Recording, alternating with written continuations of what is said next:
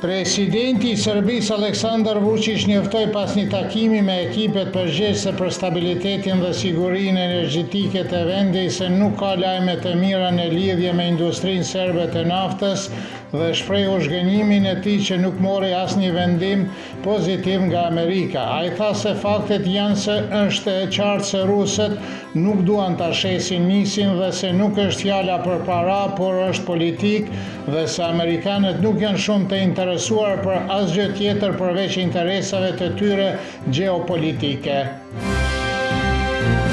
Ministri i jashtëm serb Marko Đurić u takua në Washington me zëvën sekretarin e Shtetit të Shteteve të Bashkuara të Amerikës Christopher Landau, të cilit i përcolli se Serbia kushton rëndësi të veçantë zhvillimit të partneritetit strategjik dhe marrëdhënieve të përgjithshme me Shtetet e Bashkuara të Amerikës. Đurić shprehu kënaqësinë e tij që ndau të njëjtin entuziazëm me Landau në lidhje me marrëdhëniet midis Serbisë dhe Amerikës. Đurić në një deklaratë për radio televizionin e Serbisë theksoi se një nga temat kryesore të bisedimeve të tij ishte pozicioni i serbëve në Kosovë. Është e rëndësishme që administrata amerikane pezulloi dialogun strategjik me Prishtinën, kryesisht për shkak të pozicionit të serbëve në Kosovë, shpjegoi Đurić. Presidenti Aleksandar Vučić theksoi se në epokën e sotme të shënuar nga lufta në Ukrainë si dhe përplasjet ekonomike të fuqive si Shtetet e Bashkuara dhe Kina është e nevojshme që pozicioni i vendeve të vogla të jetë më i spikatur dhe domethënës. Vučić në fillim të konferencës së dytë Serbia-Afrika të organizuar nga Agjencia e Informacionit të Sigurisë, tha se marrëdhëniet midis Afrikës dhe Serbisë bazohen në luftën e përbashkët për liri dhe drejtësi, barazi dhe një vizion të përbashkët për të ardhmen.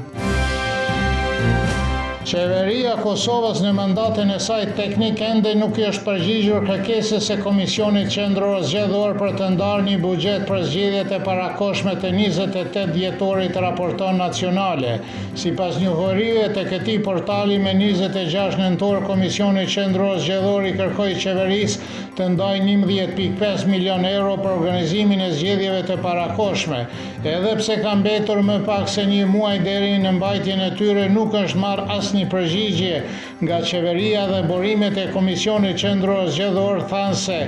Nacionale që kjo situatë është e paprecedent.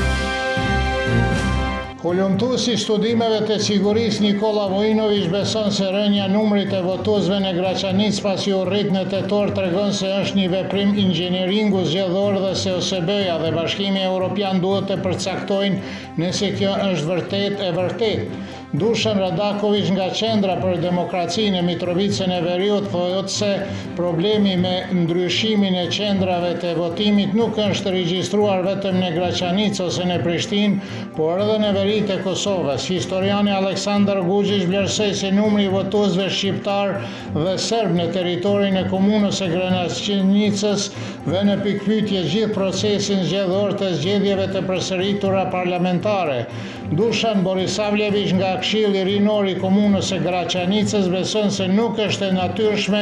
që në prag të zgjedhjeve parlamentare të ketë 700 deri në 800 votues më pak në atë komunë se sa në tetor.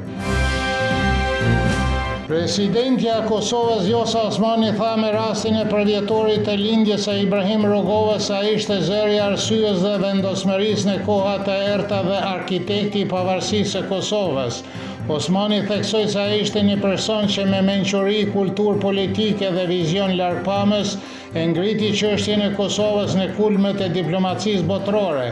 Ajo theksoi se Rugova mbetet një frymëzim i përhershëm, një simbol i rezistencës dhe ëndra e madhe për një Kosovë të lirë, të pavarur dhe demokratike. Kryeministri i Kosovës në mandatin teknik Albin Kurti deklaroi se gjatë mandatit të tij numri i kompanive të regjistruara të reja është rritur nga viti në vit dhe se kjo dëshmon rritjen e ekonomisë. Më parë ministri Hekuran Murati njoftoi se numri i kompanive të regjistruara të reja deri në fund të tetorit të kaloi 11.000 dhe se pritet të jetë më shumë se 13.000 deri në fund të vitit.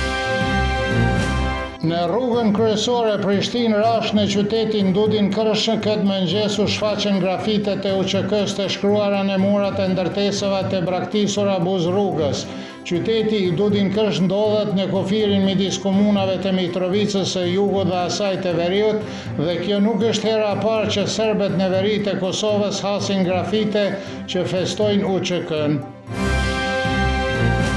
Moti nesër do të jetë kryesisht me vranësira në pjesën jugore të Serbisë me shi dhe në male me borë do të fryjë ere forte Kurshavës, temperatura mëngjesit do të sillet nga 1 deri në 5, kurse ajo maksimale ditore nga 6 deri në 12 gradë Celsius.